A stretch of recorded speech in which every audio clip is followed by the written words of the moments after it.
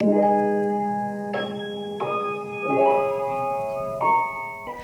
to the Forum Report.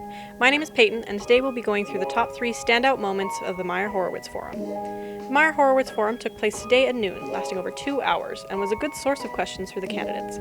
Some of the highlights include the venue change from Myer Horowitz Theater to the sub-atrium, the sexual assault prevention involvement in the Vice President Student Life platforms, and the Board of Governors representative candidates' approach to how they would handle rejection from the board.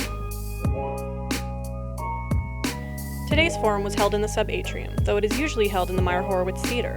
Due to issues with the hiring of this year's Chief Returning Officer, the Elections Office was unable to successfully book the space in time, so the forum was instead moved to the sub-atrium. Under bylaw, it still had to be called the Myer Horowitz Forum, which proved confusing for some students. Using the sub-atrium as opposed to a formal space like Myer Horowitz gave the largest forum a different feel than usual. The atrium is open and light, but lacks the formality of the Myer Horowitz, which may cause some students to take campus politics less serious. In the future, the ideal move would be to hold this forum in the Myer Horowitz Theater whenever possible. Despite the lack of a formal space to field questions in, the candidates still felt professional, and handled the shift well enough to make it seamless for students. For the first bit at least, seats were full, and students seemed to be engaged with the discourse of the forum. The topic of sexual assault was once again at the center of the Vice President's Student Life race, but this time there was an interesting development in the conversation. To bring you up to speed, at the first sub-stage forum, candidate Katie Kidd straight up said our Dean of Students doesn't care about the sexual assault issue on campus. Today, Kidd claims those words prompted the Dean of Students to start looking into hiring 2 more positions that would help deal with the sexual assault on campus.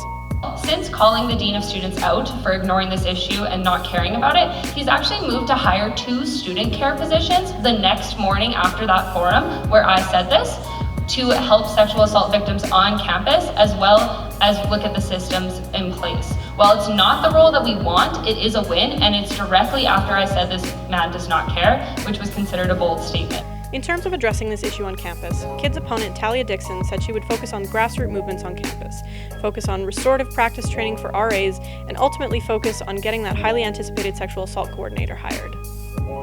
It's a bold claim from Kidd. Was it really her words that got the Dean of Students moving, or was this a plan they had cooking for a hot minute? If it's really Kidd that got this initiative rolling, then she definitely deserves credit where it's due, but this fact will need some verification from the Dean of Students himself.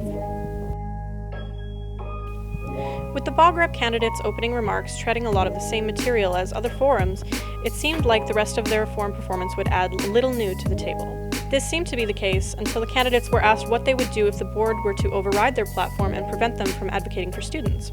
Dave Conrad, second-year Bachelor of Environmental and Conservation Sciences student and AILS counselor on Students' Council, sidestepped the question a bit, talking about the need to restructure and re-centralizing university administration, as well as a need to continue asking the provincial government for continued funding. His opponent, Albert Hu, third-year medical student in the Doctor of Medicine undergraduate professional program, stated that he would remain steadfast in ensuring tuition will not be raised by the board next year. On top of speaking about using the U of A's endowment fund to offset new costs, he went so far as to say he would advocate for cutting enrollment numbers if needed. We will cut enrollment if I have to. This is not what I want to do, but that's how adamant I am about not increasing tuition during my term.